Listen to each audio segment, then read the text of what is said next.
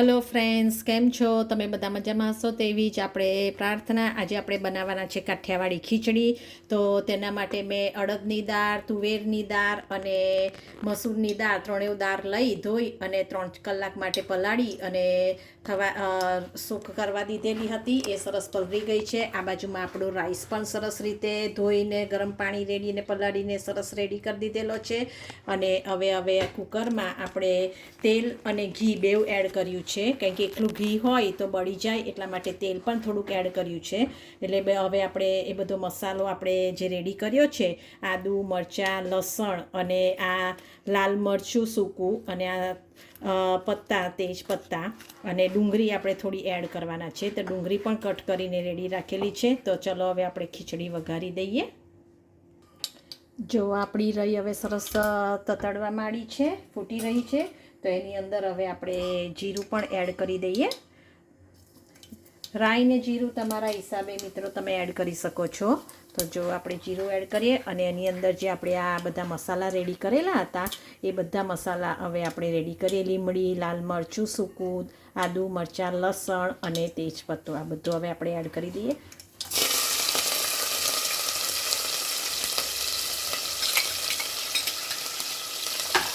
બરાબર મિક્સ કરી દઈએ. અને એની અંદર હવે આપણે આ બધી ડુંગળી એડ કરી દઈશું. આપણી ડુંગળી થોડી સતળાઈ પછી જ આપણે એની અંદર દાળ એડ કરીશું. જો આપણી ડુંગળી હવે સરસ રીતે થોડીક પિંક કલર થઈ ગયો છે, તો એની અંદર આપણે એક ટામેટું એડ કરી દઈશું. ટામેટું થોડુંક ચડે એટલે પછી અંદર આપણે દાળ એડ કરીએ. હવે આપણી દાળ પણ અંદર સરસ રીતે મિક્સ થઈ ગઈ છે, ટામેટું પણ ચડી ગયું છે. તો હવે અંદર આપણે રાઈસ એડ કરી દઈએ અને આપણે બધા હળદર ને ગરમ મસાલો, ખીચડી જો મસાલો આવે છે એ બધું આપણે હવે એડ કરી દઈશું. હવે આટલી આપણે હળદર એડ કરવાના છે. હળદર તમારા હિસાબે તમે એડ કરી શકો છો. આટલો આપણે ગરમ મસાલો, 1 ચમચી ગરમ મસાલો એડ કરવાના છે. અને આની અંદર સ્પેશિયલ કશ્મીરી લાલ મરચું આપણે એડ કરવાના છે, કારણ કે આપણે કાઠિયાવાડી ખીચડી બનાવવાના છે એટલે કશ્મીરી લાલ મરચું એડ કરવાના છે. અને હવે આ બધું બરાબર મિક્સ કરી મીઠું પણ એડ કરી દેવાનું. મીઠું તમારા હિસાબે તમે ટેસ્ટ કરીને પછી એડ કરજો. તમને જેટલું ફાવે તે પ્રમાણે મીઠું એડ કરજો. તો હવે આ બધું મિક્સ કરી દઈએ અને પછી અંદર ગરમ પાણી રેડીએ. બધું બરાબર મિક્સ થઈ ગયું છે, તમે જોઈ શકો છો. હવે એની અંદર આપણે ગરમ પાણી એડ કરવાના છે અને બરાબર ઉકળવા દેવાનું. ને પછી જ એનું લીડ બંધ કરી અને આપણે 3 વિસલ કરવાની છે. તો ચલો હવે એને બધું બરાબર ઉકળવા દઈએ.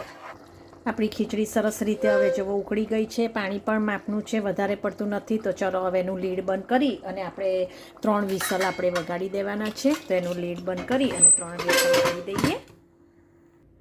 જો ફ્રેન્ડ્સ, આપણી ખીચડી સરસ રીતે રેડી થઈ ગઈ છે. સરસ કલર કાઠિયાવાડી ખીચડી જેવું સરસ ઢીલી કરી છે. આપણે બિરયાની નથી કરતા એટલે ડ્રાય નથી કરી.